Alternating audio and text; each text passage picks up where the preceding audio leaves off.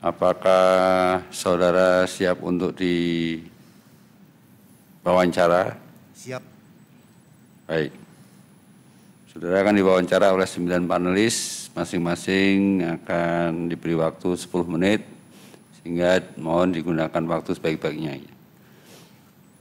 Kita mulai dari Profesor Dr. Jimli Asidiki, SHMH.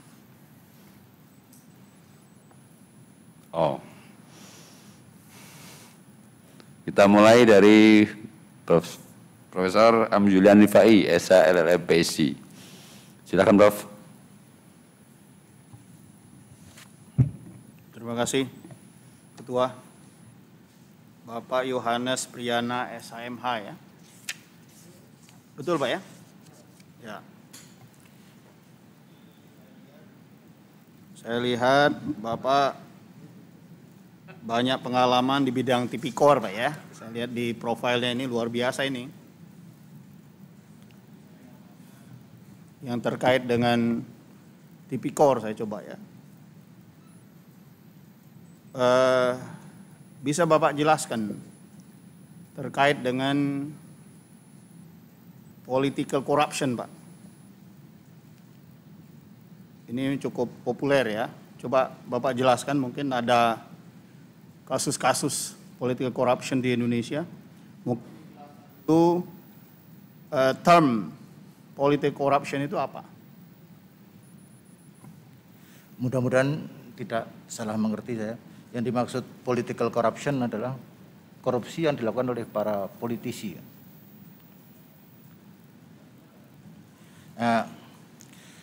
Silakan Pak, silakan aja. Jawab aja yang menurut pemahaman Bapak ya. Ya. Biasanya terjadi misalnya dalam hal untuk pencapaian suatu kedudukan atau jabatan yang berkaitan dengan jabatan politik, baik itu di legislatif maupun di yudikatif. Nah, di sana banyak permainan, khususnya misalnya dalam tahap kampanye, termasuk pengumpulan massa untuk mencapai maksud tersebut. Dan setelah berkuasa, menggunakan kekuasaannya tersebut untuk melakukan tindakan-tindakan yang dalam tanda kutip menyimpang dari maksud dan tujuan semula yang bersangkutan pengen menduduki suatu jabatan dalam kedudukan politik tersebut. Ya, sudah benar juga pendapat tentang political corruption itu ya, tapi definisinya sebenarnya political corruption itu ya the use of powers by elected officials atau ya or government official or the networks ya. Untuk apa? Untuk mendapatkan apa? Illegitimate katanya private gain ya. Jadi sebenarnya sudah mendekati itu. Jadi boleh dia menduduki jabatan itu karena pemilihan umum, bisa karena jabatan sebagai birokrat, dan bisa juga menurut referensi ini adalah apa jaringannya, jadi orang yang terkait sama dia gitu loh Pak. Nah, kemudian ada pandangan Pak, ini saya pengen tahu juga pandangan Bapak ya yang banyak pengalaman juga soal tipikor ini, bahwa political corruption ini kayak nggak ada berhentinya ini, salah satu penyebabnya karena hukumannya itu tidak berat Pak, sehingga tidak menimbulkan efek jera Pak. Bagaimana pandangan Bapak? Terima kasih Pak. Jadi saya pernah menangani satu perkara berkaitan dengan proyek listrik di daerah terpencil di Papua. Anggaran itu sesungguhnya tahun depan, tapi ternyata bisa diurus sebelum anggaran tersebut disusun.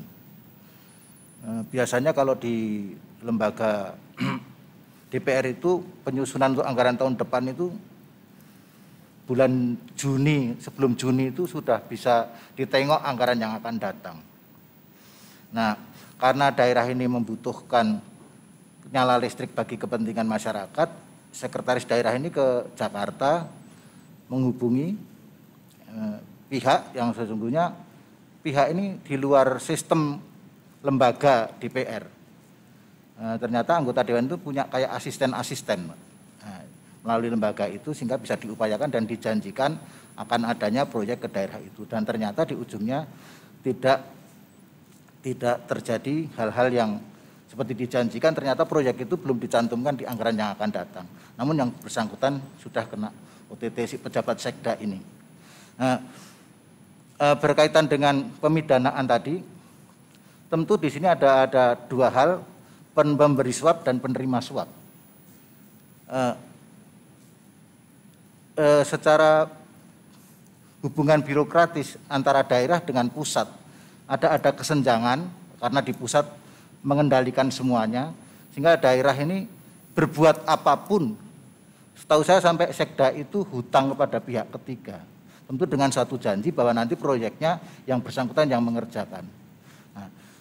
Nah, di sini kayak seperti ada tipu muslihat, karena sesungguhnya itu sudah lewat waktu untuk dibicarakan, akhirnya memang nggak terjadi. Makanya pada saat penjatuhan pidana, hakim musyawarah waktu itu tentu akan melihat sekda ini sebagai korban atau dia memang pelaku yang memang sadar melakukan perbuatan. Tapi majelis bersepakat bahwa yang bersangkutan melakukan perbuatan itu karena memang inisiatif daerahnya yang memang pada waktu itu masih padam listrik dan masyarakatnya menghendaki, sehingga dia mengupayakan, apalagi berhubungan dengan orang yang punya kedudukan tinggi di Jakarta dan kebetulan duduk di posisi di komisi yang berkaitan dengan penganggaran waktu itu, sehingga dia meyakini bahwa tidak akan meleset, tapi ternyata meleset. Makanya kepada si penyuap ini kita jatuhkan hukuman yang lebih ringan daripada anggota dewan itu. Jadi kalau penilaian ringan itu menjadi sangat relatif, Pak. Relatif dalam pengertian menurut siapa nanti. Karena sepanjang saya menjadi hakim tipikor di Jakarta, kepada pejabat publik cenderung menghukum yang tinggi, Pak. Terima kasih. Baik, pengalaman Bapak ya dalam political corruption itu ya tentu bisa dilakukan oleh pejabat daerah dan itu banyak ya. Kalau kita lihat di beberapa provinsi itu seluruh anggota DPRD itu ada yang masuk penjara semua, itu seluruh ya. Ada yang seperti itu ya kan. Nah, saya ingin tahu saja misalnya apa unsur pemberat biasanya Pak dalam political corruption itu Pak. Jadi menurut saya dulu ketika ini kajian agak akademis, justru malah aneh kenapa pasal 2 dengan pasal 3 lebih rendah pasal 3. Sebab kalau kita mau bicara lex generali dan lex specialis, harusnya lex specialis itu lebih tinggi. Sehingga di situ seakan-akan pasal 3 ini punya muatan politis. Dalam arti muatan politis itu untuk menyelamatkan diri, siapa tahu diri saya yang terlibat. Makanya membuat aturan hukum yang lebih rendah dari pasal 2. Namun demikian, dalam prakteknya yang saya alami, hal seperti itu bisa dikesampingkan. Karena sesungguhnya aparatur daerah atau pemerintah itu adalah menjadi pelayan masyarakat. Dengan dia melakukan perbuatan korupsi, otomatis merupakan pengkhianatan kepada jabatan itu sendiri dan sifat melayani kepada bangsa dan negaranya. Jadi itu bertentangan dengan moralitas yang dituntut masyarakat dalam penegakan hukum, khususnya dalam perkara korupsi. Harusnya aparatur negara menjadi contoh ketiadaan korupsi. Di sini malah jabatan itu digunakan untuk melakukan korupsi. Dalam pengertian dia menipu publik dalam jabatannya tersebut. Terima kasih. Baik Pak, selain penyalahgunaan jabatan tadi, maksud saya unsur pemberat itu bisa nggak misalnya mengkorupsi, ya, korupsi dilakukan pada masa pandemi, Dan dana yang dikorupsi itu juga untuk mengatasi pandemi misalnya. Jadi double ini pada masa pandemi, kemudian dana yang dikorupsi itu ya memang untuk mengatasi pandemi. Bisa nggak itu? Waktunya tinggal 1 menit. Dihukum yang seberat-beratnya itu. Langsung saja misalnya korupsi bansos Slemantan Mensos ini. Itu bisa nggak itu dihukum seberat-beratnya sebagai pemberatan ya, sebagaimana yang diharapkan oleh publik ya. Karena kalau kita perhatikan apa yang dilakukan oleh yang melibatkan misalnya Akil Mukhtar saja itu dihukum seumur hidup ya. Nah, bagaimana pandangan Bapak ya? Dalam norma hukum yang umum, hukum adalah moral. Hukum adalah moral. Sehingga selalu saya katakan perbuatan tersebut sungguh amat tercela. Makanya dulu ada suatu seminar yang memberikan suatu tema pengaruh utamaan terhadap korban. Nanti kalau nggak keliru dulu yang menyelenggarakan Komisi Yudisial, jadi pengaruh utamaan korban terhadap suatu tindak pidana, dalam hal ini korupsi. Makanya dalam tindak pidana korupsi itu kan sampai apabila terhadap suatu bencana yang menyangkut publik, orang mengkorupsi menjadi haknya si korban dan dikorupsi, bisa dijatuhi hukuman mati. Ya, jadi saya mau menegaskan saja berarti dalam korupsi bansos ini, Bapak setuju ya hukum yang seberat-berat M-nya ya? Saya setuju, Pak. Hukuman mati ya seperti yang pernah diungkapkan oleh KPK beberapa waktu yang lalu. Ya, karena di sana kan menutup hak publik, Pak. Hak publik yang seharusnya mendapat bantuan tentang hal tersebut. Baik, terima kasih Pak Yohanes Priyana atas jawaban-jawabannya. Karena waktu habis, saya kembalikan kepada Baik, terima kasih Pak. Ini Prof dulu atau? Baik, saya lanjutkan aja ya. Ada keluhan umum nih sekarang. Orang berbeda pendapat, menggunakan medsos, mudah sekali dicari pasalnya. Jadi akibatnya yang masuk penjara ini orang berbeda pendapat. Padahal yang harus dimasukkan penjara ini orang jahat. Jadi yang dicari oleh penegak hukum orang salah, bukan orang jahat. Nah, jadi bagaimana kira-kira komentar saudara terhadap keluhan banyak orang semacam itu. Jadi yang masuk penjara ini orang-orang salah. Ya kalau diadili oleh penegak hukum sampai ke hakim, iya salah terbukti. Ya masuk penjara dia. Tapi bukan orang jahat ini. Nah, silakan. Terima kasih Prof. Saya pernah menyidangkan perkara berkaitan dengan pencurian data IT. Pada waktu itu yang bersangkutan itu mencuri data tersebut karena yang bersangkutan kehilangan sesuatu. Nah, dia mengambil data dari CCTV kantornya. Nah, ternyata pelakunya adalah bos kantor tersebut yang mengambil HP tersebut. Nah, ternyata bosnya ini mengajukan ke polisi. Nah, sehingga si yang kehilangan HP ini dituduh mencuri data. Diajukan ke persidangan Jakarta Pusat. Nah, seingat saya pada waktu itu majelis sepakat yang bersangkutan itu dibebaskan. Karena ada alasan dia melakukan itu karena untuk mencari suatu kebenaran substantif.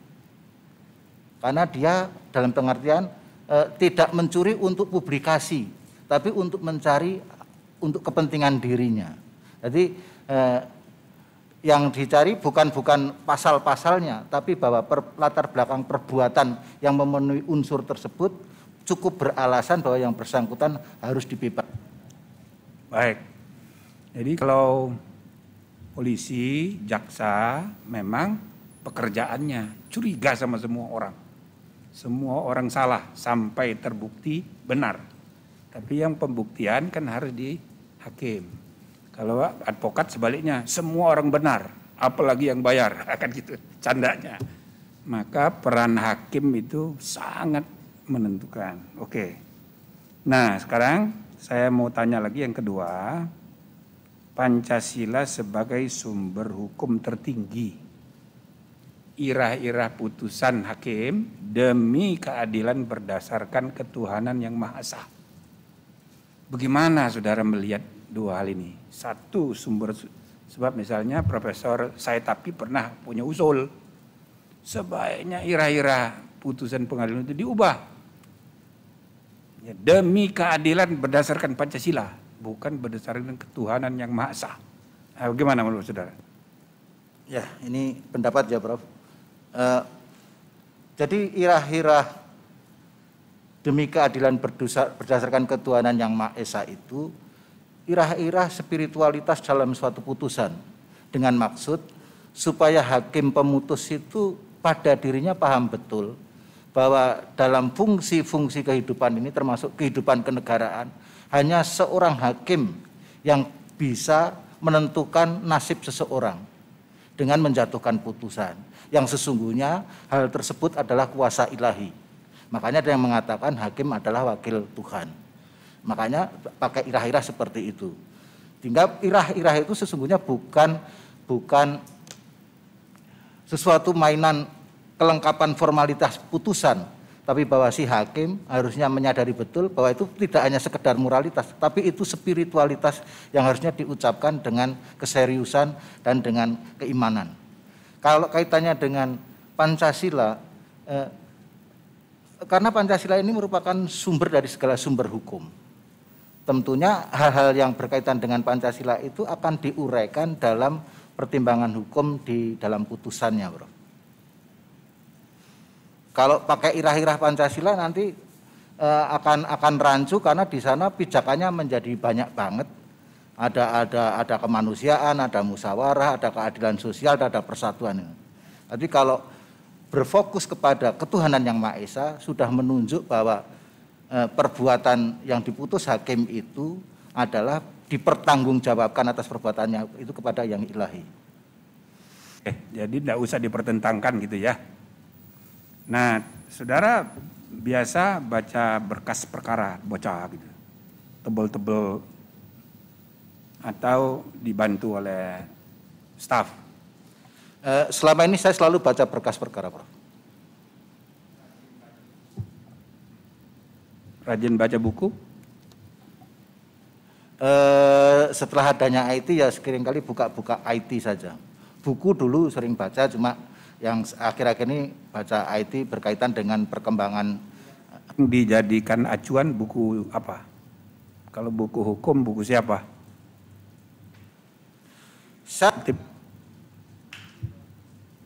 Saya agak penganut sosiologis. Jadi saya cenderung kepada, kebetulan memang yang selama ini tidak saya sadari ternyata ada dalam teori, bahwa saya penganut asas dualistik, bukan monoistik, sehingga setiap perbuatan itu tidak mesti seseorang harus dihukum. Tentu ada hal-hal lain yang harus dipertimbangkan hakim untuk mencapai keadilan yang benar. Kalau buku 5 tahun terakhir yang saudara baca, buku apa? Buku baru 5 tahun terakhir. Atau beli buku kemudian dibaca atau pinjam perpustakaan? Saya cenderung yang bersifat kayak jurnal atau bersifat buku-buku yang berkaitan dengan tugas praktis. Misalnya? Kalau judul saya lupa, Prof. Seperti misalnya Politik Pembaharuan Hukum Pidana Nasional. Karangannya siapa saya lupa terus, atau Enggak, itu terlalu umum yang berkaitan dengan pekerjaan. Ada kaitan dengan perkara, misalnya baca buku enggak? Ada kasus baru lalu cari referensi. Untuk kasus baru saya masih pakai referensi, tapi kaitannya dengan jurnal, Prof. Jadi saya hampir nggak pernah membaca buku dalam arti buku sampai tuntas. Oh, hanya jurnal. Jurnal dari mana? Akhir dibaca jurnal apa? Judulnya apa?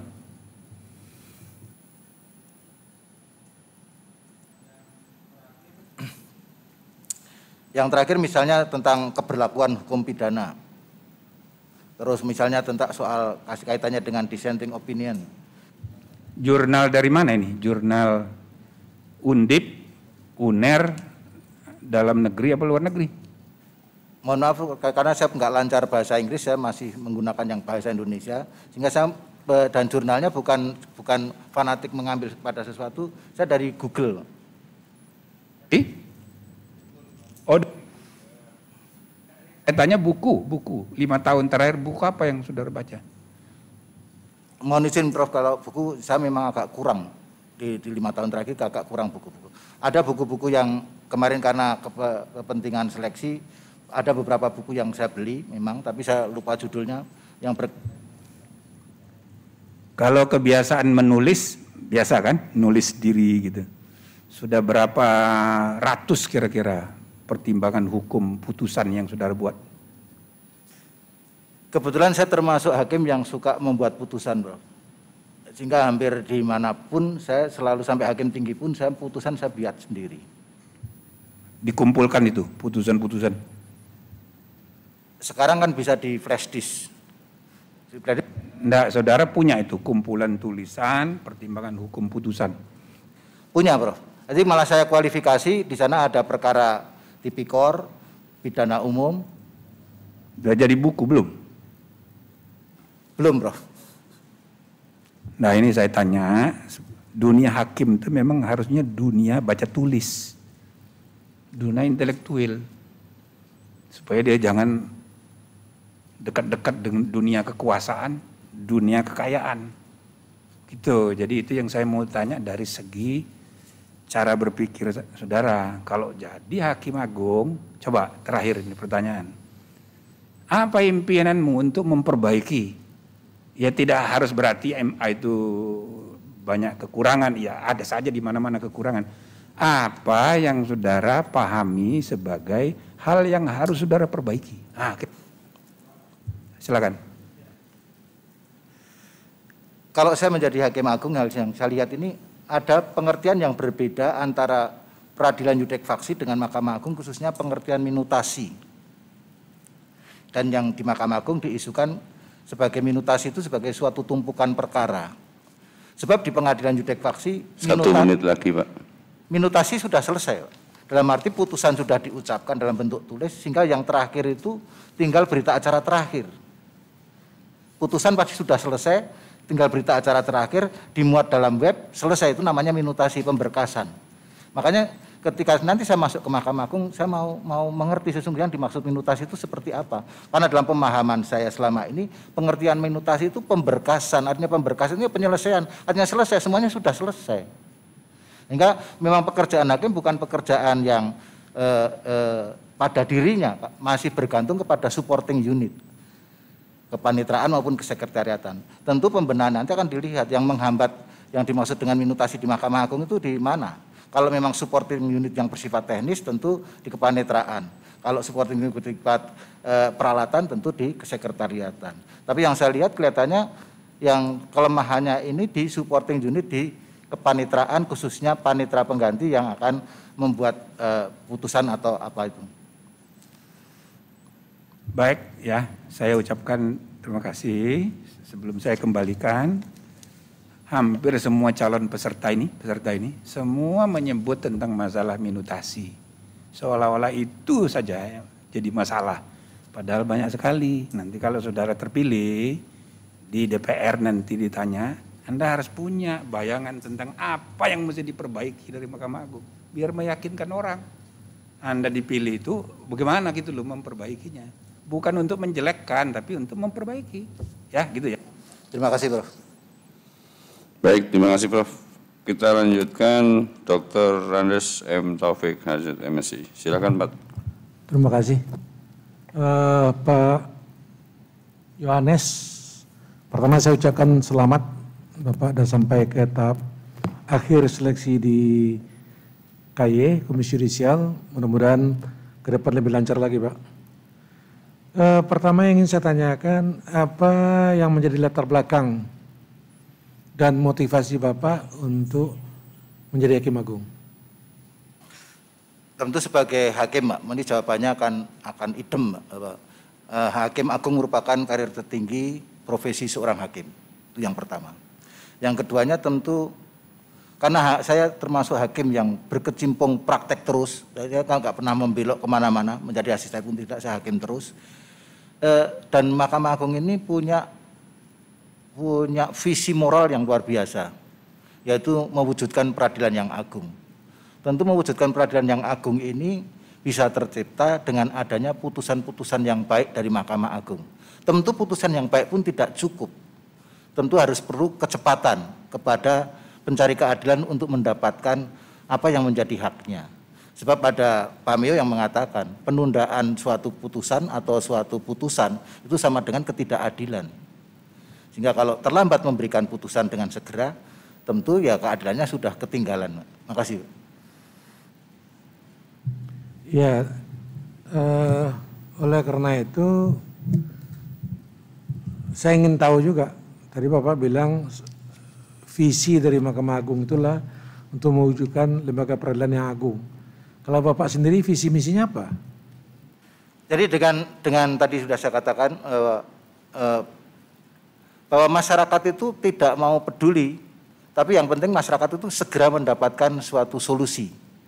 Sehingga memang selain bahwa putusan hakim itu, saya katakan bahwa saya termasuk penganut asas dualisme dalam perkara pidana ini, sehingga mempertimbangkan dalam tidak hanya hukum sakleknya, tapi harus hal-hal yang menempel dalam hukum itu, dalam perbuatan pidana tersebut, pada diri terdakwa maupun dampak dari suatu perbuatan.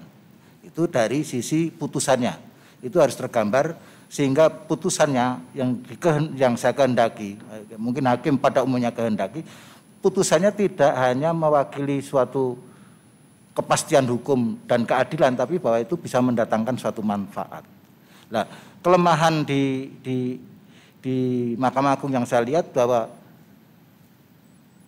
karena dalam kondisi konkretnya putusan itu harus secara faktual nyampe ke daerah fisiknya itu. Nah, mungkin yang perlu dikembangkan selanjutnya, menyambung Pak Prof. Jimli tadi, bahwa setahu saya di level pengadilan tinggi dan pengadilan negeri itu sudah ada kontrol yang robotik, yaitu dengan adanya pemanfaatan IT. Jadi dibuat SOP dan ada pemanfaatan IT, sehingga itu bisa diukur dengan nyata tentang kinerja seseorang melalui suatu sistem.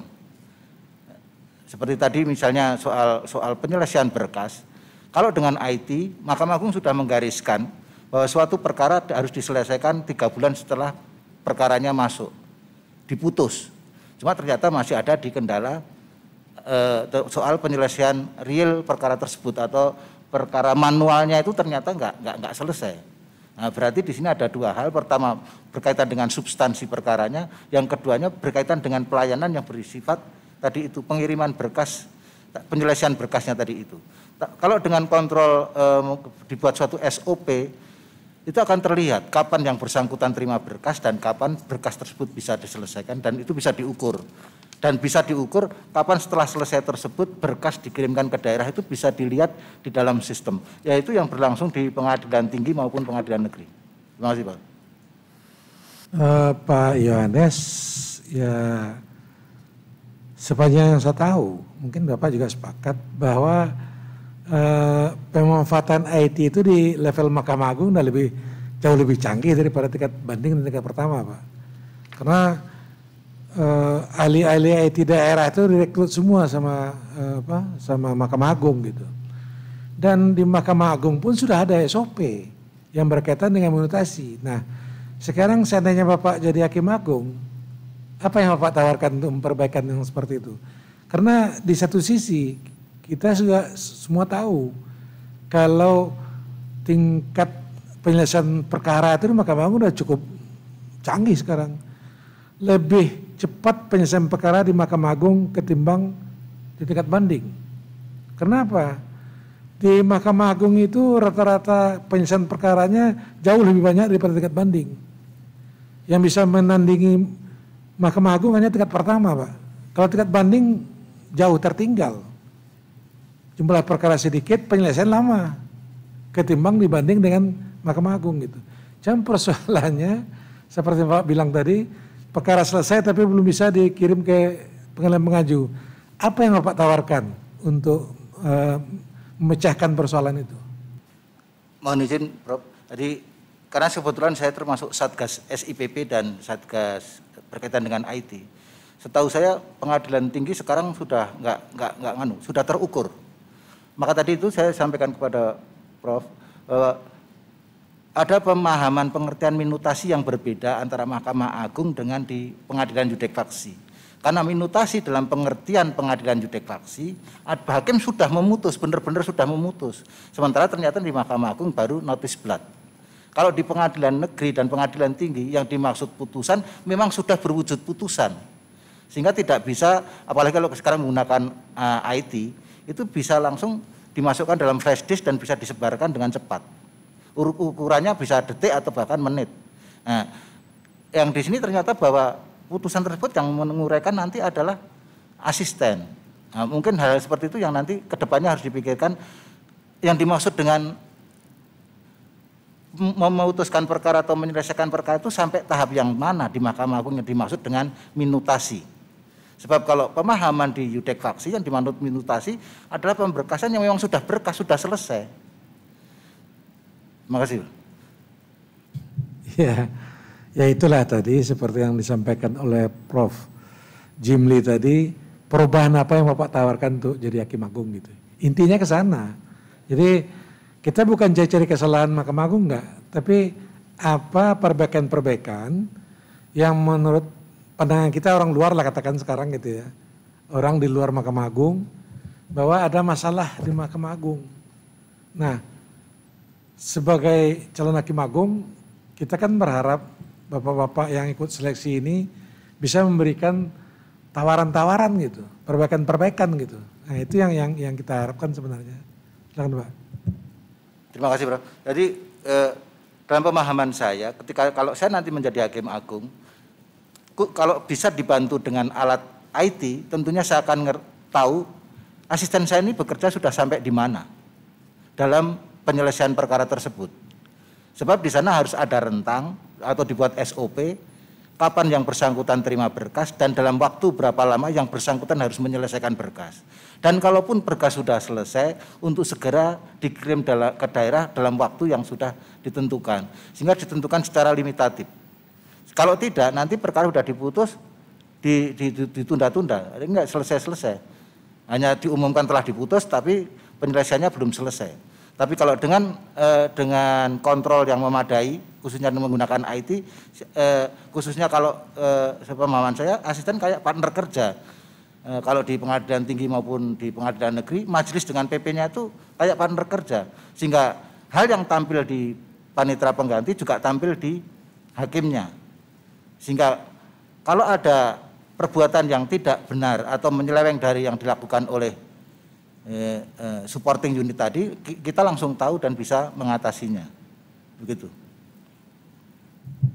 Pertanyaan terakhir Pak, salah satu dari misi Mahkamah Agung itu adalah menjaga kemandirian badan peradilan. 1 menit lagi. Ya, kita mengenal 3 macam kemandirian, yaitu kemandirian institusional, kemandirian fungsional, dan kemandirian personal. Maksudnya apa itu Pak? Institusional tentu ini hal yang diatur dalam sistem kenegaraan kita tentang pembagian kekuasaan dan pemisahan kekuasaan. Fungsional dalam pengertian kemandirian fungsional, bahwa dalam menjalankan tugas sebagai hakim adalah tugas yang merdeka, tidak boleh diintervensi oleh kekuatan atau kekuasaan apapun. Sedang kebebasan personal menyangkut kepada pribadi-pribadi si hakim dalam menjalankan tugas tersebut harus berani menjauhkan atau menghindari atau menolak hal-hal yang bisa mempengaruhi sikap dia terhadap suatu perkara konkret yang dihadapkan kepadanya. Terima kasih. Terima kasih Pak. Selanjutnya kepada Binjat Kadafi SH LLMPC. Silakan Pak Kadafi. Terima kasih Pak Ketua. Pak Yohanes, apa kabar Pak? Baik Pak. Jauh dari Pontianak ini Pak, atau dari Jogja? Kebetulan saya dalam masa transisi, kemarin saya dari Kupang mutasi ke Pontianak, sehingga saya masih transit di Jogja. Kebetulan di awal pandemi itu pertengahan itu saya kena positif. Tapi kemarin saya sudah PCR 2 kali, tanggal 31 sudah negatif, kemudian mau berangkat kemarin tanggal 3 saya PCR ulang dan negatif sehingga saya bisa menghadap ke yang terhormat panel ini. Oke, alhamdulillah. Semoga kita semua diberi kesehatan, Pak ya. Bapak ini kali keberapa, Pak, ikut seleksi calon hakim agung? Yang kedua.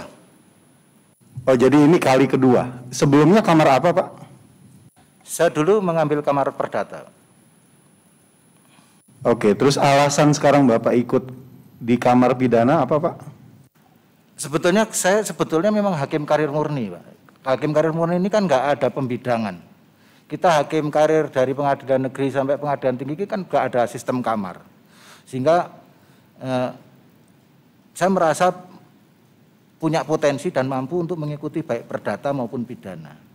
Sehingga karena dulu yang perdata saya tidak bisa menuntaskan, saya pindah jalur ke pidana, mudah-mudahan saya bisa menuntaskan. Oke. Pak, ini kan belum lama ada putusan PK, Pak ya. Putusan PK mantan Dirut Jasindo yang menolak. Jadi putusan PK menolak permohonan PK dari mantan Dirut Jasindo. Kemudian ada lagi putusan PK yang menolak permohonan PK dari mantan Bupati Tegal. Bupati atau wali kota, saya lupa. Kalau tidak salah wali kota, Pak, wali kota Tegal.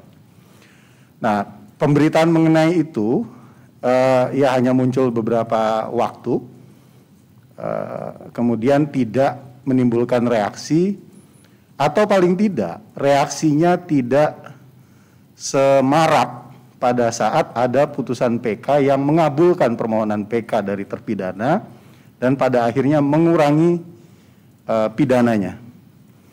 Lalu belum lama ini kita dihadapkan pada diskursus, Pak ya, reaksi publik yang cukup luas, cukup panjang mengenai putusan Pengadilan Tinggi DKI Jakarta yang dianggap mengkorting ya putusan dari pidana dari Pinangki, Pak ya, Pinangki. Itu banyak sekali reaksi, banyak komentar dari berbagai kalangan publik gitu ya. Tapi sepertinya bahwa sebelumnya ada majelis hakim di tingkat PN yang memutus ya perkara Pinangki 10 tahun jauh lebih tinggi daripada tuntutan JPU, itu luput dari pembahasan. Nah, melihat situasi ini, melihat fenomena ini, bagaimana analisis Bapak, lalu apa kaitannya dengan cita-cita Bapak untuk menjadi hakim agung nanti? Silakan dijawab, Pak. Mungkin ini masalah sistem, Pak. Jadi bahwa kita itu menganut asas keadilan prosedural yang pertama. Sehingga hakim ini adalah pejabat terakhir dalam suatu perbuatan pidana yang berujung pada pendakwaan, tuntutan sampai kepada putusan. Ada formalitas-formalitas yang di sana hak wewenang di masing-masing aparatur penegak hukum. Makanya seperti kasus yang terakhir itu, andai pun menjadi hakim agung, kalau pihak lain tidak menyatakan kasasi atau PK mau ngapain setelah adanya putusan tersebut. Karena kita keadilannya keadilan substantif. Kalau ada pihak ketiga yang berkeberatan, pertanyaannya jalurnya lewat mana? Kalau itu memang melukai masyarakat, karena dalam perkara pidana yang bisa maju ke pengadilan adalah negara sudah diwakili oleh jaksa. Tidak ada pihak lain. Tidak ada ketentuan pihak lain termasuk masyarakat, entah diwakili LSM atau apa, untuk mengajukan suatu upaya hukum berkaitan dengan suatu sikap putusan yang dianggap tadi itu bertentangan dengan rasa keadilan masyarakat. Jadi kita itu terkendala kepada sistem formalistik dalam penegakan hukum. Untuk mencari kebenaran harus melalui suatu proses. Jadi kita, dan proses itu karena kita beberapa juga menganut asas positif legalistik, menafsirkan pasal itu yang bunyinya seperti itu sehingga tidak akan disimpangi. Saya kira itu, Pak. Oke, sebenarnya saya mau mendalami tapi waktu kita terbatas. Saya mau balik lagi ke statement Prof. Jimli tadi yang bilang bahwa ini hampir banyak sekali calon yang menganggap permasalahan ada di minutasi ya, seolah-olah permasalahan paling serius dalam di Mahkamah Agung itu adalah soal minutasi. Nah, saya mau tanya, Bapak itu tadi cerita bahwa sering sekali membuat putusan sendiri begitu Pak ya. Di level PN sama PT itu biasanya putusan yang Bapak hasilkan itu berapa halaman tebalnya Pak? Yang membedakan kalau itulah karena saya dulu pernah berdiskusi dengan hakim, putusan di luar negeri itu tidak setebal putusan Indonesia.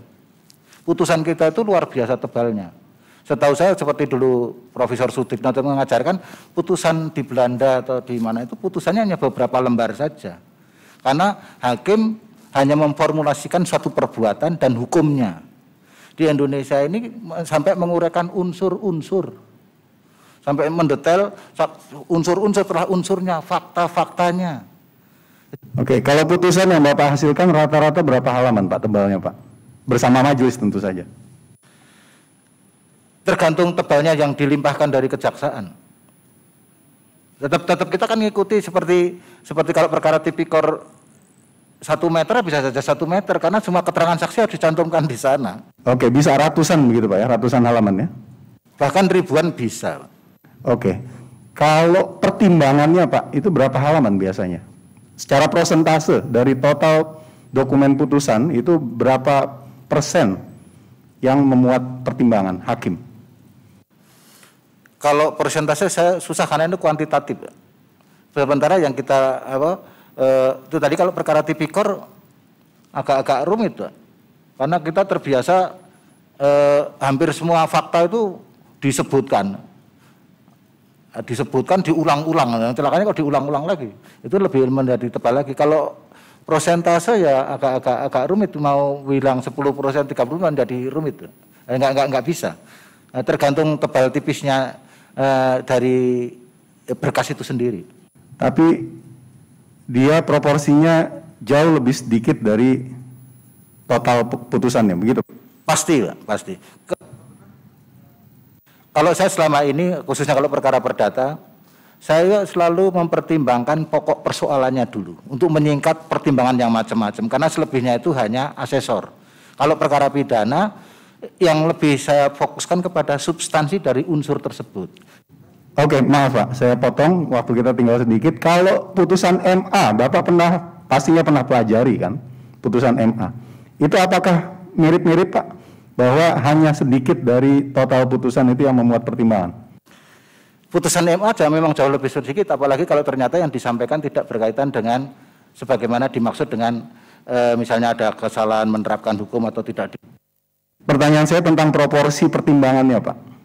Apakah juga tetap jauh lebih sedikit daripada total halaman putusan? Pasti lebih sedikit. Oke, berarti kalau begitu sebenarnya masalahnya di minutasi atau di format putusannya Pak? 1 menit. Karena kalau pertimbangannya itu tidak terlalu banyak dan seandainya putusan itu bisa dibuat dengan format yang lebih sederhana, maka seharusnya minutasi itu bukan jadi masalah. Gimana tanggapan Bapak? Saya sepakat dengan Bapak, makanya kalau di level pengadilan negeri itu sudah ada template putusan. Template, jadi putusan dibuat seperti macam template gitu. Pelaksanaannya gimana Pak? Kalau di pengadilan negeri itu sudah dilaksanakan, di pengadilan banding belum ada template putusan. Nah, sehingga kita juga mengkreasi sendiri. Di MA, setahu Bapak? Tentu belum sama sekali belum ada. Oke, terima kasih jawabannya Pak Yohanes. Terima kasih Pak Ketua. Terima kasih Pak. Selanjutnya Dr. Joko Sasmito, silakan Pak. Terima kasih Pak Ketua. Selamat sore Bapak Yohanes Priyana.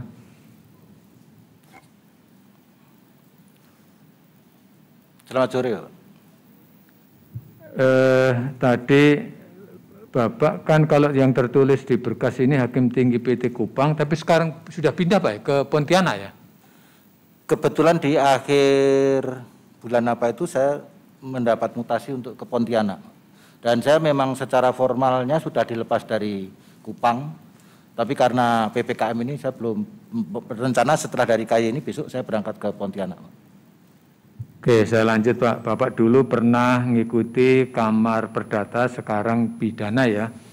Saya ingin menyoroti tulisan Bapak, walaupun terkait dengan disparitas putusan, tetapi di dalam tulisan ini Bapak menyoroti tentang hakim ya di dalam memutus perkara itu hendaknya memberi rasa keadilan yang dikehendaki oleh masyarakat gitu ya. Kemudian Bapak Yohanes mengutip ya ketentuan pasal 5 ya dari Undang-Undang Kekuasaan Kehakiman ayat 1 khususnya ya. Di situ kan disebutkan ya bahwa hakim dan hakim konstitusi wajib menggali, mengikuti dan memahami nilai-nilai hukum dan rasa keadilan yang hidup dalam masyarakat. Nah, pertanyaan saya Pak khususnya terkait dengan menggali, mengikuti, memahami nilai-nilai hukum yang hidup dalam masyarakat itu maksud dari ketentuan pasal 5 ayat 1 itu bagaimana Pak?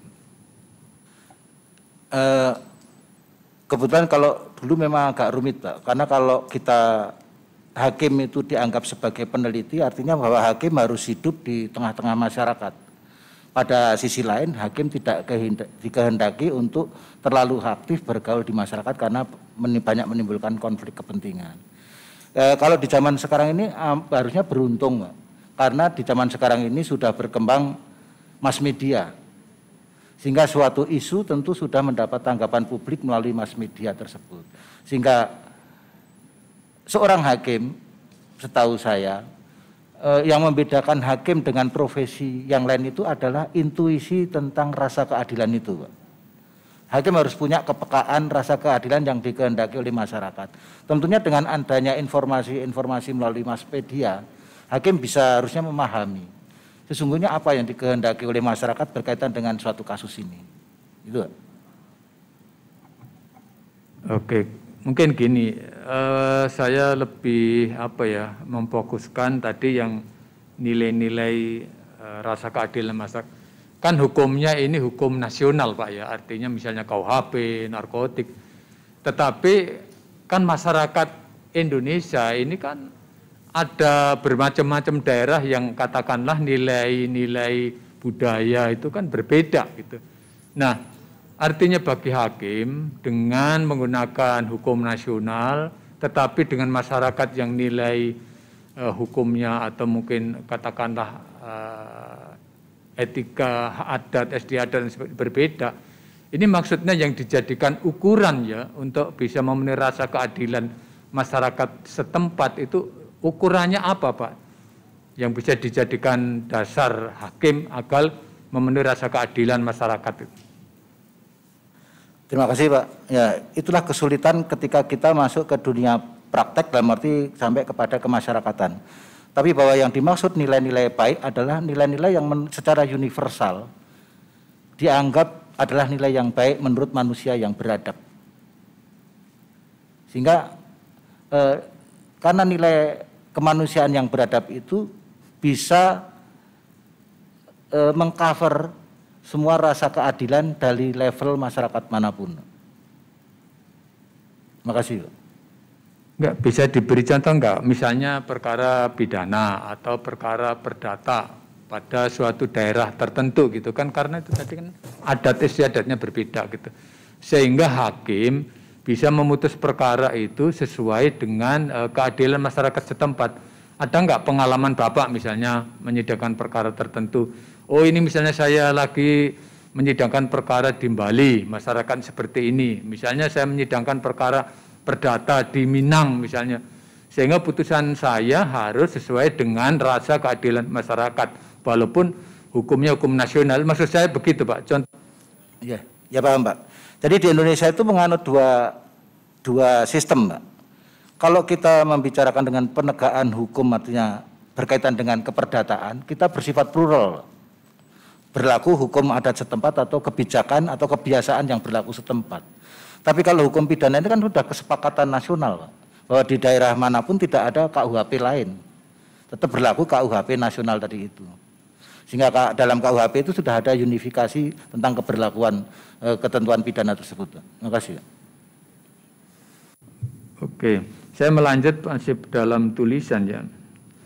Ini calon mengatakan bahwa hal yang perlu dikritisi dalam sistem hukum pidana Indonesia, korban tidak mendapatkan pemulihan ekonomi, padahal atas perbuatan terdakwa korban cenderung lebih untuk dipulihkan kerugian ekonominya daripada terdakwa diajukan ke pengadilan dan dijatuhi hukuman atau pidana. Ini maksudnya gimana, Pak? Pemulihan ekonomi di korban.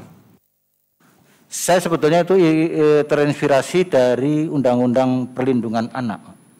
Undang-Undang Perlindungan Anak dalam deliknya itu di sana ada denda, Pak. Tapi kepada nggak ada, jarang sekali korban mengajukan gugat gabungan pengganti kerugian. Sehingga dalam perbuatan tersebut yang mendapat bukan korban tapi malah negara. Karena kepada terdakwa selain dihukum penjara juga dibebani suatu denda yang masuk ke kas negara. Nah, belum pernah ada laporan negara kepada korban itu memberikan apa itu. Selama saya menjadi hakim belum pernah mendengar negara entah melalui kejaksaan atau keuangan memberikan suatu imbalan atau bantuan apapun kepada korban kaitannya dengan suatu perbuatan jahat tersebut. Oke, saya lanjut, Pak. Saya ingin menanyakan terkait dengan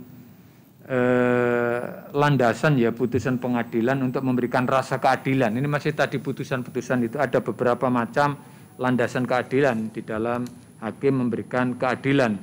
Ada dikenal beberapa istilah, Pak. Ada keadilan retributif, ada keadilan restitutif, ada keadilan restoratif. Bisa dijelaskan, Pak, masing-masing?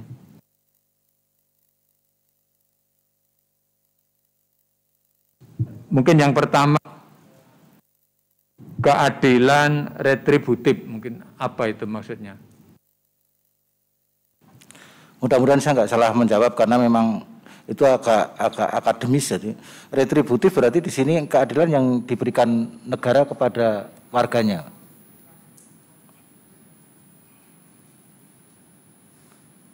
Jadi sebenarnya sudah disinggung ya Prof. Jimli tadi, sekarang ini tempat narapidana kan penuh ya, karena memang banyak hakim yang menjatuhkan pidana itu atas dasar keadilan retributif itu. Mana, Pak, maksudnya? Ya, paham bahwa keadilan yang ditegakkan berdasarkan sesuai aturan yang berlaku. Oke, jadi lebih marah ke pembalasan. Jadi kalau si terdakwa melakukan tindak pidana ya harus dibalas dengan dijatuhi pidana penjara kan gitu ya. Sehingga penjara penuh di Indonesia itu. Bahkan kalau sekarang ini di Belanda itu kan sudah ada informasi penjaranya kosong gitu. Bahkan impor dari negara lain gitu. Karena sistem pemidananya sudah berubah ya. Kalau keadilan restitutif, Pak, gimana?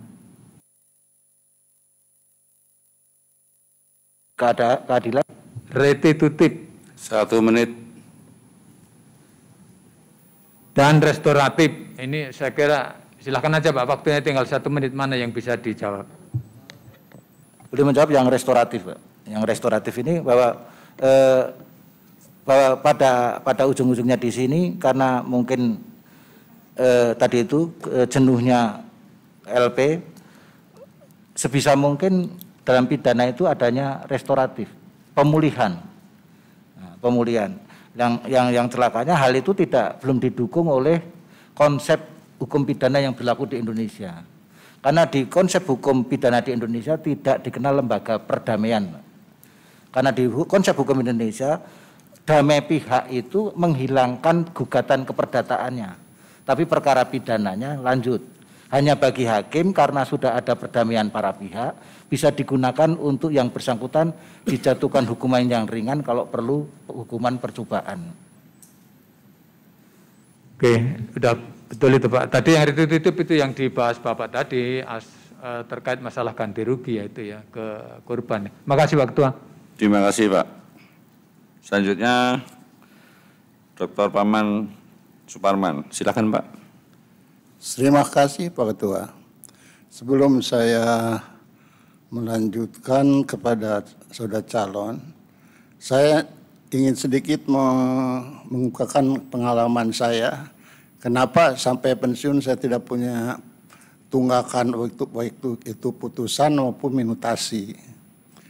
Jadi ketika saya menjabat sebagai ketua muda pidana, sekarang ketua kamar mungkin, itu setiap saya sudah membuat semacam belangko putusan untuk tolak bagaimana, untuk yang NO itu harus ada pertimbangan, yang dikabul juga pertimbangan, tapi yang kebanyakan yang ditolak putusan itu.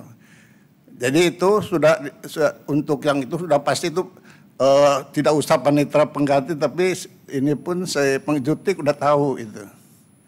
Terus yang putusan yang kabul itu dulu kan harus ditulis apa mengenai dakwaan itu komplit, apa lengkap, rekusitor harus lengkap. Sekarang sudah ada template baru kan, tidak perlu dimuat. Dulu harus dimuat.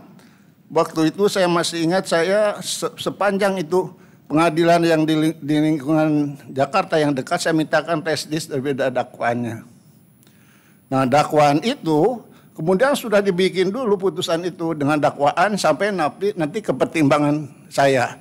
Saya kemudian sudah siapkan pertimbangan itu dan karena itu kan dari adpispla dan kitab musyawarah kan sudah tahu dia bakal mana putusan itu. Saya pertimbangkan, lalu saya siapkan. Jadi waktu persidangan itu sudah ketik rapi, dibacakan itu bukan konsep, sudah asli, sudah tangani baru saya ucapkan. Saya kira ini akhirnya kembali nanti kepada ketua majelisnya atau ketua kamarnya nanti. Jadi hakim agung pasti akan nurut itu. Dia harus si ketua kamar harus punya ide, harus punya inisiatif untuk bagaimana supaya lebih mudah untuk minutasi. Saya utamakan itu ada prioritas. Soalnya kalau tahanan itu harus cepat selesai. Tidak pernah dari saya ada tahanan yang harus untuk pelaksanaannya hanya keluar eksekutor pelaring, tidak. Semua salinan harus sudah suruh dikirim. Dan itu untuk pekerjaan itu memang memerlukan pengorbanan juga. Karena pada suatu waktu saya harus bertugas ke Manado, pada besok ada tahanan, malam itu harus kebut untuk diselesaikan. Jadi akhirnya pada inisiatif kemauan daripada si hakimnya sendiri. Jadi itu yang bisa sampaikan mengenai ya mungkin bisa dipakai bahan pemikiran itu. Dan saudara calon saya ingin tanyakan beberapa hal. Kita tahu bahwa satu alasan kasasi yang paling penting, yang paling banyak, paling panjang dimajukan itu alasan adalah salah menerapkan hukum atau melanggar menetapkan hukum atau melanggar hukum tidak sesuai dengan perundang-undang dan sebagainya, itu menunjang penerapan hukum. Tapi pernah ada pada suatu hari ya kebetulan saya anggota dari KMA sebagai ketua muda waktu itu saja berdasarkan keadilan katanya bisa dikabulkan. Saya bilang kalau dikabulkan nanti dulu, kalau masalah itu nanti kita keluar dari memori karena kita ada pasal 52 boleh-boleh saja. Tapi keadilan itu harus dulu dimasukkan dulu ke salah penerapan hukum yang mana. Nah andai kata dalam putusan itu tidak lengkap mengenai hal-hal yang meringankan, memberatkan dan sebagainya, berarti ini ada ketidakadilan. Ketidakadilan tapi melalui salah penerapan hukum inilah. Jadi kita tidak menyalahi 253. Jadi selalu semua dialihkan ke salah penerapan hukum.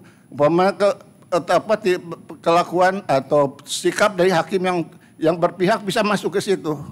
Semua kesalah penerapan hukum. Jangan sikapnya yang tidak memihak, salah penerapan hukumnya. Jadi bagaimana pendapat saudara tentang ini? Terima kasih Bapak.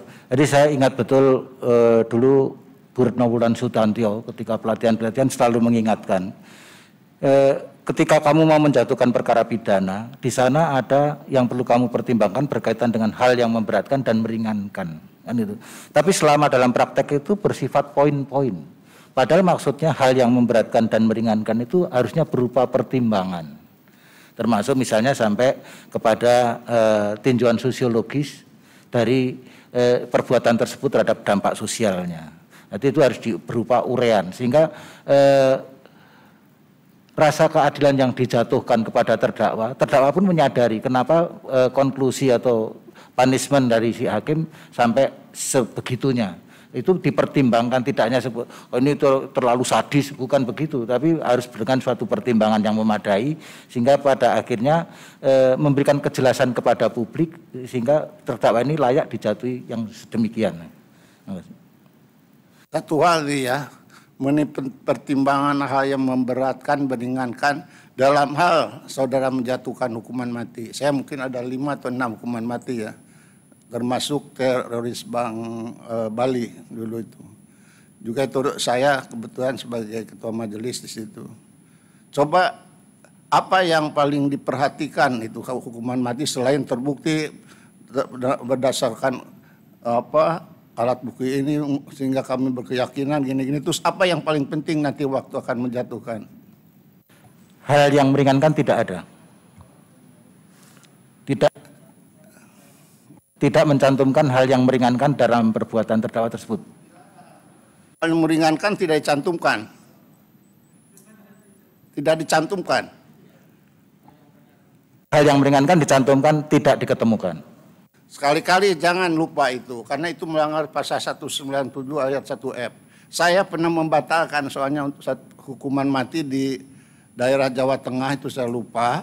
Dia hanya mencantumkan yang memberatkan, tapi meringankan tidak ada. Jadi saya anggap itu tidak ada salah menerapkan hukum dalam pemidanaan. Makanya saya rubah jadi seumur hidup, karena memang sebetulnya harusnya seumur hidup saja. Itu kan bukan korupsi, bukan teroris dan apapun. Jadi saya masuk karena itu gara-gara satu baris dia tidak mencantumkan hal yang meringankan. Ingat itu sebagai hakim. Nanti saya takutnya kekeliruan itu di PK mau diperbaiki apa lagi nanti. Saya itu kira. Terima kasih Pak. Pak Yohanes Briana. Saya ingin tanyakan, menurut Bapak, ya, ini karena saya tahu Bapak beberapa kali melakukan sidang tindak pidana korupsi, saya ingin tanyakan sebenarnya konsep Undang-Undang Tipikor itu untuk memprioritaskan pengembalian kerugian negara atau untuk memberikan hukuman seberat-beratnya kepada pelaku tindak pidana korupsi. Jelaskan dan sebutkan dasarnya. Terima kasih Prof. Jadi pada awal pembentukan undang-undang korupsi ini dipandang extraordinary crime pada awalnya karena di sana melihatnya kelakuan jahatnya. Tapi pada pasal mana itu Pak? Apa? Di pasal mana? Khususnya di pasal 3 pasal 2 itu. Enggak, yang mengatakan ordinary crime kemudian tindak jahatnya tadi. Itu extraordinary. Di ketentuan umumnya. Mudah-mudahan saya nggak keliru, Bro. Karena saya nggak membaca secara detail undang-undangnya itu. Oke, lanjutkan. Silakan dilanjut. Jadi pandangannya awalnya begitu, Bro. Jadi pada awalnya memandang ini sudah menjadi kultur. Sehingga karena untuk merubah kultur, perbuatan pidana ini dimasukkan sebagai extraordinary untuk memperbaiki kultur di kemudian hari. Namun dalam prakteknya, semua hal yang berkaitan dengan anggaran negara dimasukkan menjadi extraordinary. Padahal dalam prakteknya ternyata aset yang dikorupsi terlalu kecil. Atau ternyata memang tidak ada perbuatan koruptif tersebut karena bersifat administratif. Karena saya pernah menyidangkan satu perkara, proyek itu hanya sudah membayar tapi barangnya belum diterima karena barangnya harus inden dari luar negeri. Tolong Pak, fokus saja Pak, karena waktunya terbatas. Diprioritaskan untuk mengembalikan kerugian negara atau untuk menghukum seberat-beratnya pelaku tindak pidana korupsi? Ya, kalau ini case by case, Prof.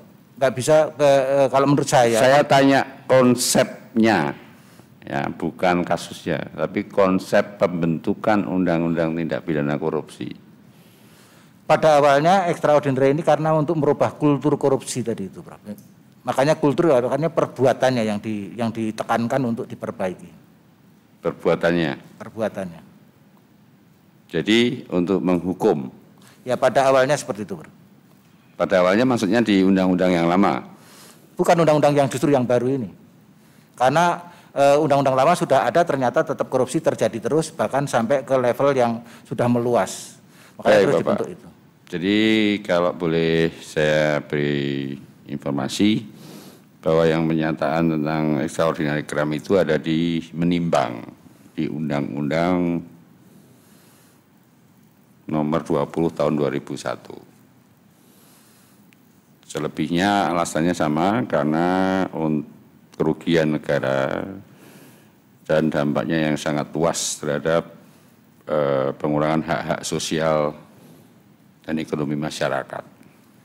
Ya, jadi sebenarnya dua-duanya menghukum seberatnya karena apa? Karena memberikan dampak kerugian negara dan merugikan hak-hak sosial masyarakat. Baik Pak, tapi ketika saya melihat case ini, sekarang kita bicara case Pak. Bapak pernah menangani kasus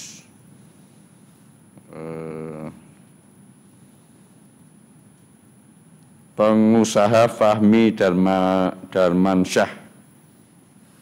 Ya, Prof. Betul? Betul, Prof. Di Pengadilan Tipikor Jakarta.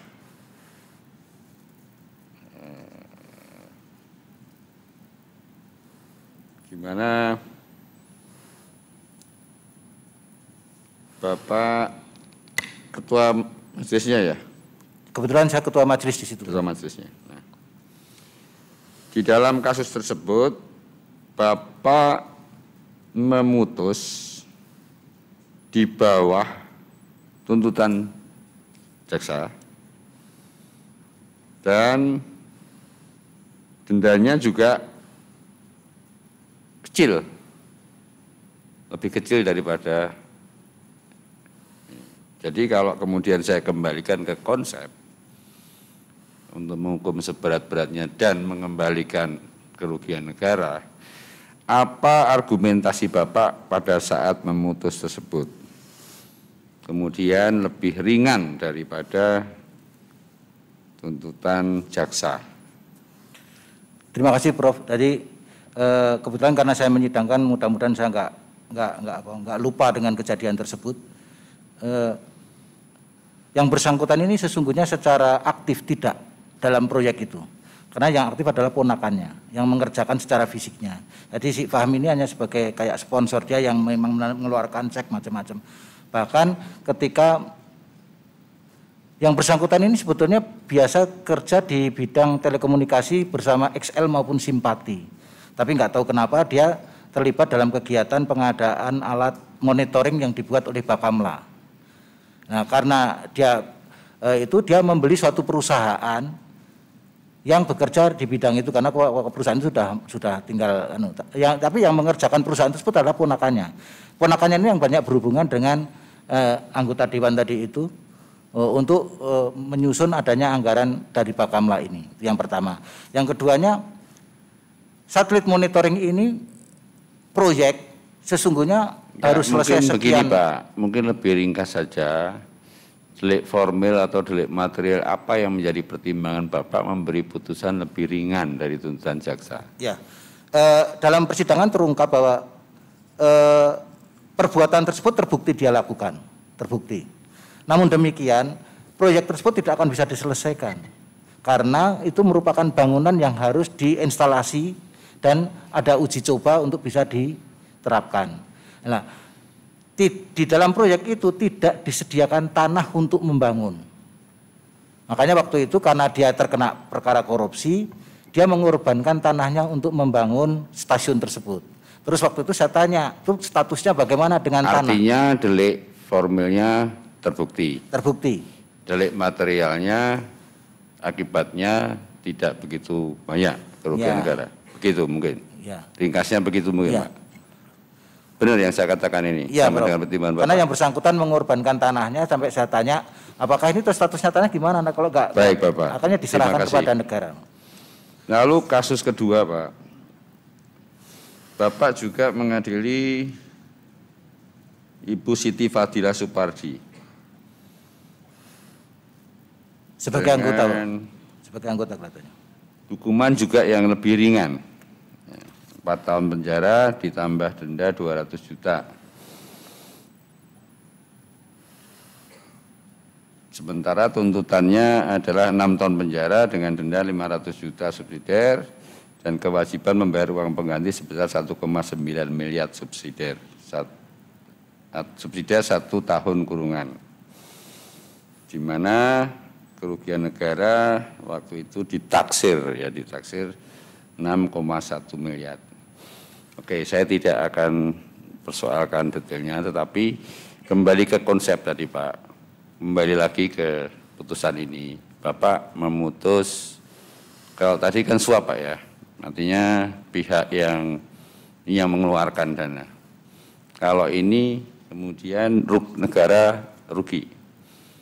Tapi Bapak memutus lebih ringan dan kemudian dendanya juga lebih kecil. Jelaskan, Pak. Mohon izin Prof, bahwa itu pertama putusan majelis dan kemudian kalau yang diperkara itu saya kelihatannya sebagai hakim anggota, bukan sebagai ketua majelis yang Siti Fadilah itu. Dalam hakim anggota Anda sepakat atau dissenting opinion? Sepakat, Prof.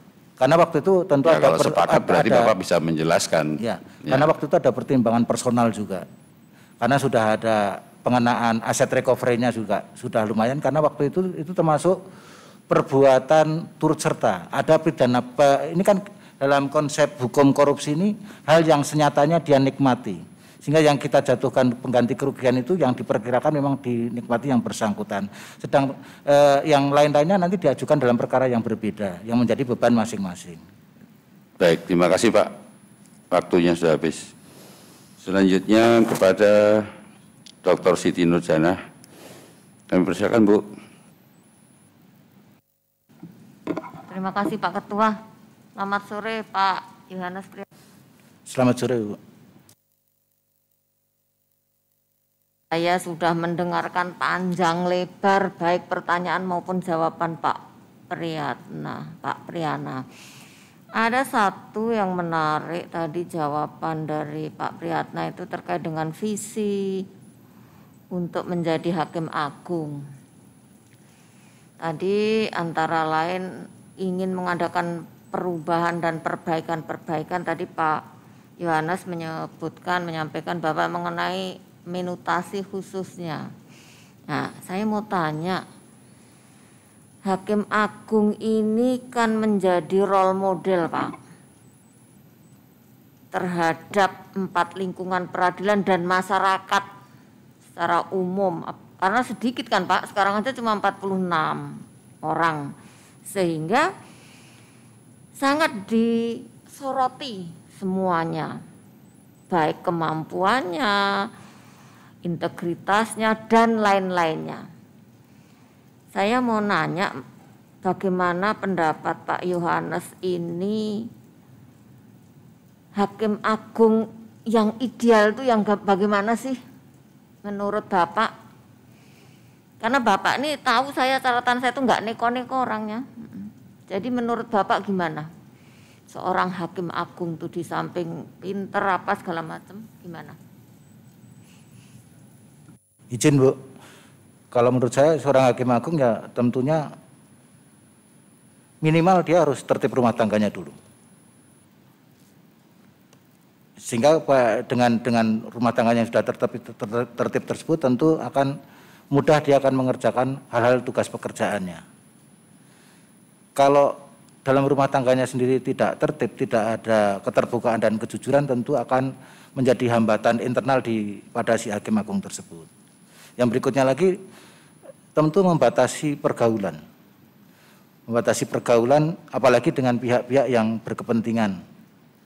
Karena kebetulan memang anak-anak saya tidak tertarik untuk sekolah di Fakultas Hukum, sehingga memang akhirnya ya urusan masing-masing, termasuk kemarin nyari kerja pun saya nggak ngerti, tahu-tahu anak saya sudah kerja ke sana, kerja ke sini.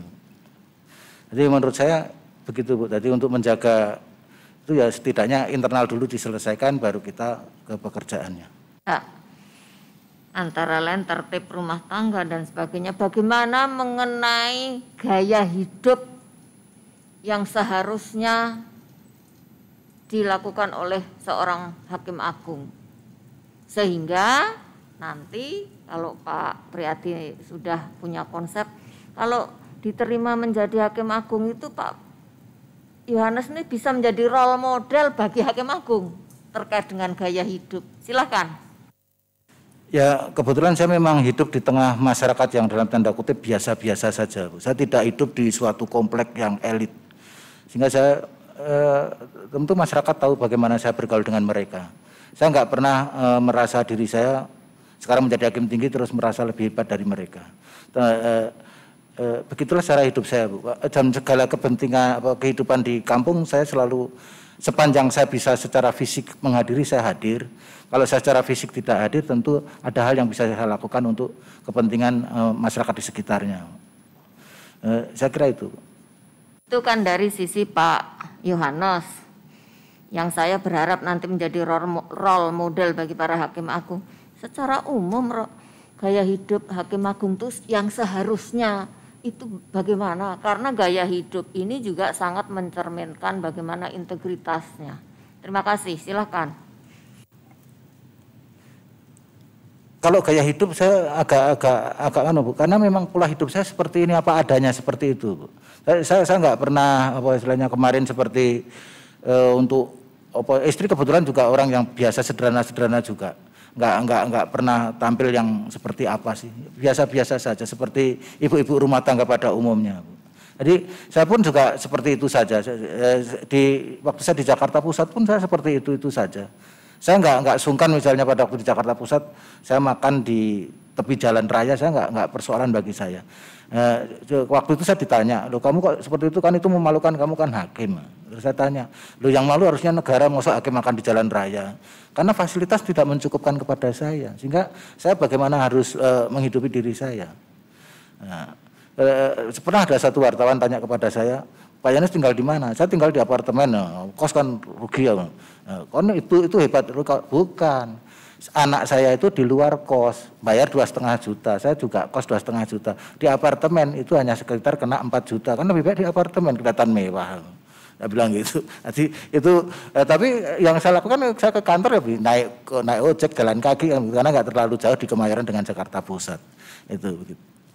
Saya kira itu Bu. Tadi kalau gaya hidup, karena saya juga tidak punya hobi yang luar biasa. Saya nggak punya hobi yang luar biasa.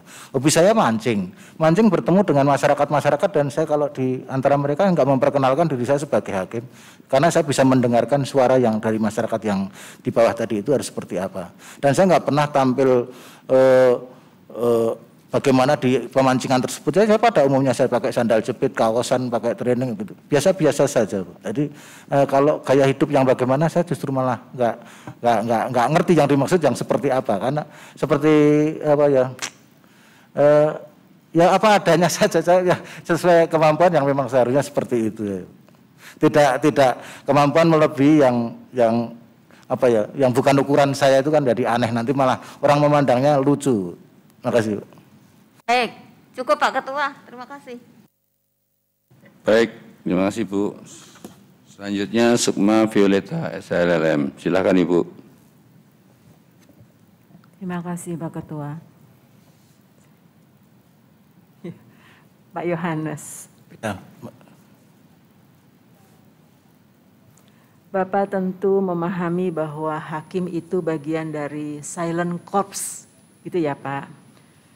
coba Bapak terangkan apa batasan-batasan bagi hakim dalam berelasi sosial. Silakan.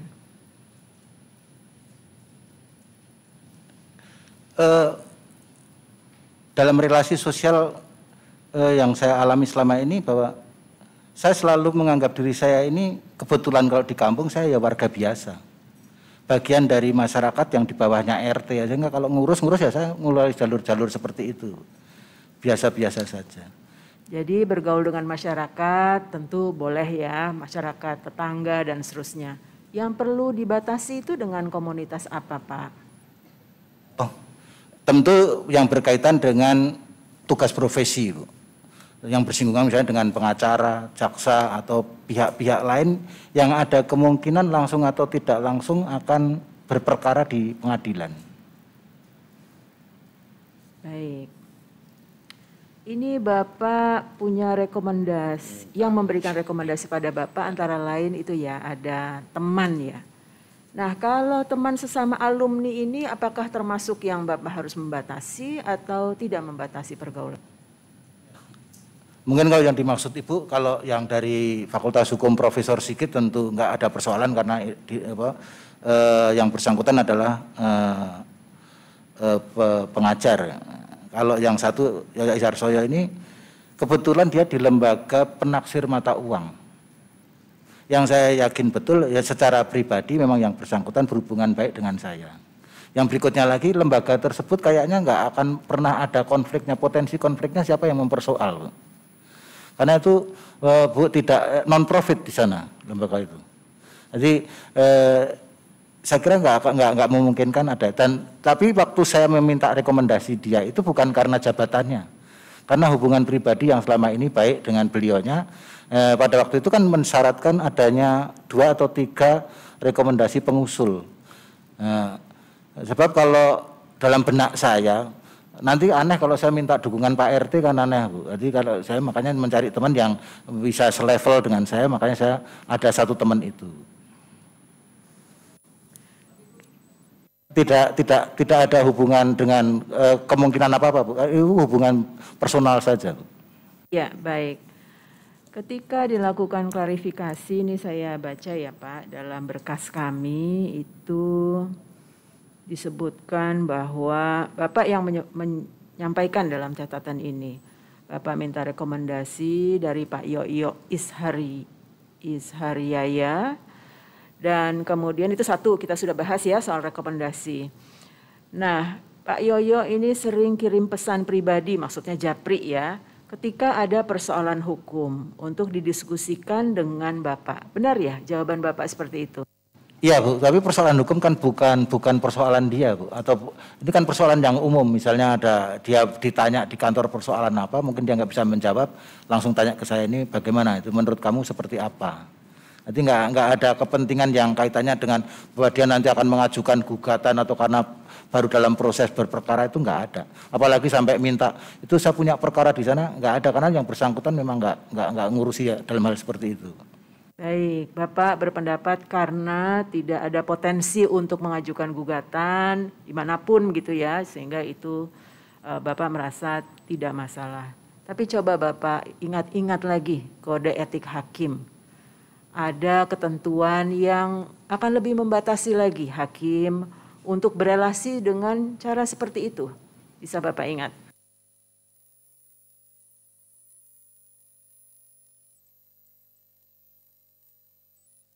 Mohon diulangi Bu. Ya, ada ketentuan di dalam kode etik Pak yang akan lebih membatasi lagi pergaulan seperti yang Bapak tadi sampaikan itu ya. Kan cuma diskusi biasa, diskusi hukum. Tapi sebenarnya memang itu harus lebih dibatasi lagi. Itu apa ketentuan di dalam kode etik yang mengatur mengenai hal itu? Mungkin bersifat profesional. Dan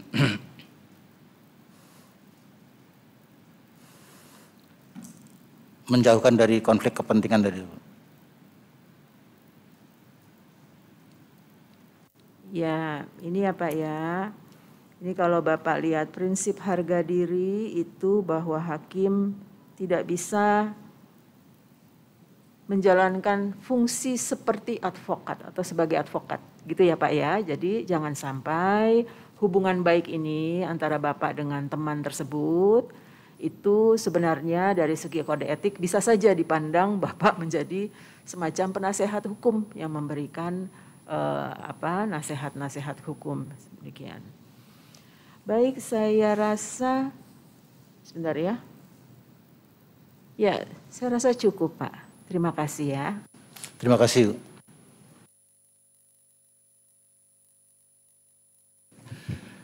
Kurang 1 menit. Cukup? Oke, terima kasih. Baik Bapak, Saudara calon Yohanes Piana SHMH, setelah selesai wawancara terbuka ini, Saudara diminta membaca fakta integritas sebagai bentuk komitmen seandainya Anda nanti lolos menjadi Hakim Agung. Mohon dibaca dengan hikmat dan ditandatangani dengan penuh kesadaran yang tulus. Silakan. Izin Prof dan para panel. Fakta integritas. Saya, Yohanes Priyono, Sarjana Hukum Magister Hukum, dengan ini menyatakan sebagai berikut. 1. Berkomitmen menjalankan tugas, fungsi, wewenang, dan tanggung jawab sesuai dengan peraturan perundang-undangan yang berlaku. 2. Berkomitmen mewujudkan peradilan yang bersih, berwibawa, dan bebas korupsi, kolusi, dan nepotisme, serta menghindari perbuatan tercela. 3. Menjaga dan menegakkan kehormatan, keluhuran martabat, serta perilaku hakim. 4. Melaksanakan dan menegakkan kode etik dan pedoman perilaku hakim. 5. Apabila saya melanggar angka 1 sampai dengan 4 tersebut di atas, saya bersedia mundur sebagai Hakim Agung dan menerima sanksi sesuai dengan peraturan perundang-undangan serta siap menghadapi segala konsekuensinya. Jakarta, 5 Agustus 2021 yang menyatakan Yohanes Priyono, Sarjana Hukum, Magister Hukum, ditandatangani.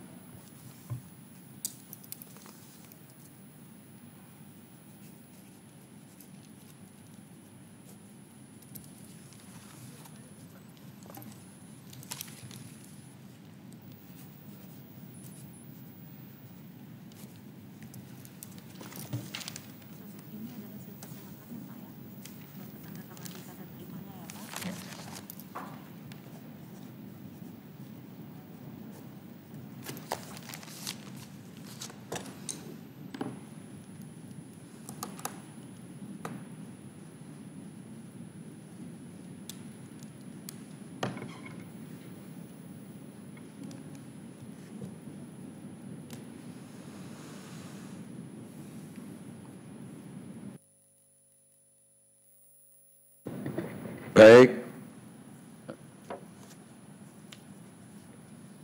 Saudara calon Yohanes Piana SHMH, tes wawancara terbuka seleksi calon Hakim Agung oleh Komisi Yudisial Republik Indonesia sudah selesai dan kami ucapkan terima kasih atas waktu dan kesempatannya Anda menghadiri tes wawancara tersebut. Untuk itu kami persilahkan Anda meninggalkan ruang wawancara. Izin bicara, Prof. Silakan. Sebelumnya saya mengucapkan puji syukur kehadirat ilahi bahwa saya pada hari ini diberikan kesehatan sehingga bisa hadir dalam wawancara di hadapan panel yang mulia ini. Yang berikutnya saya mengucapkan terima kasih kepada Ketua Panel dan Bapak Ibu anggota panel atas segala pertanyaan maupun pernyataan yang diberikan kepada saya. Mudah-mudahan bisa menjadi introspeksi bagi saya untuk lebih mendalami bidang keilmuan maupun menjadi introspeksi pada saya untuk memperbaiki di kemudian hari. Dan selanjutnya saya mohon maaf apabila tadi dalam penyampaian saya ada kata-kata maupun sikap yang tidak berkenan. Terima kasih. Wassalamualaikum warahmatullahi wabarakatuh. Salam. Waalaikumsalam warahmatullahi wabarakatuh. Terima kasih Pak.